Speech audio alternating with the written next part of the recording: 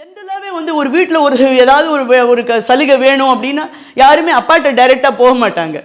அப்பா ரொம்ப நல்லவராக இருப்பார், நல்லா வந்து ஃப்ரெண்ட்லியாக இருப்பார் எல்லாம்னா கூட அது என்னவோ ஒரு அம்மா கிட்ட ஒரு வாஞ்சை வரும். அம்மா கொஞ்சம் சொல்லுமா, எனக்கு ஏதாவது வந்து பண்ணி கொடுத்துரு சொல்லு.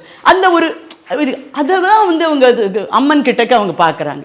அதனால என்ன, அது ஃபஸ்ட்டு மந்தில் அந்த குஷியோடு வந்து எல்லா முறையீட்டையும் அங்கே கொடுக்கறது அப்படிங்கிறது வைக்கிறதுனால it becomes very easy for everybody. ஒன்று பக்தியும் இருக்குது, ரெண்டாவது நம்மளுடைய விஷயங்களை சொல்லும்போது எங்கேயோ அவங்களுக்கு அதுக்கு பதில் கிடைக்குது, அதுக்கு ஒரு சொல்யூஷன் கிடைக்கிறது.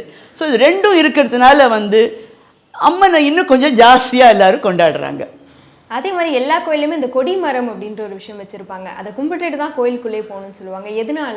அதுவும் அதாவது யூஸ்வலாக வந்து நீங்கள் பார்த்தீங்கன்னா சில கோவிலில் வச்சுருப்பாங்க கொடிமரம், சிலத்தில் இருக்காது. அந்த கொடிமரம் வந்து இந்த மாதிரி விசேஷத்துக்கு வந்து கொடி ஏற்றுவாங்க. கொடியேற்ற நாள் அப்படின்னு முதல்ல அதுக்கு நாள் பார்த்து வச்சுருப்பாங்க. அது அப்போல்லாம் எப்படின்னா கொடி ஏற்றிட்டாக்க அவங்க ஊரில் இருக்கிறவங்க வெளியில் போக மாட்டாங்க, அந்த ஊரை விட்டு போக மாட்டாங்க. அந்த இதெல்லாம் முடிகிற வரைக்கும் அது அப்படியே, அது வந்து ஆல்மோஸ்ட் லைக் என்ன சொல்கிறது, ஒரு ப்ரொடெக்ஷன் சொல்லுவாங்க இல்லையா, காவல் தெய்வங்கிற மாதிரி அது அப்படி இருக்கும்.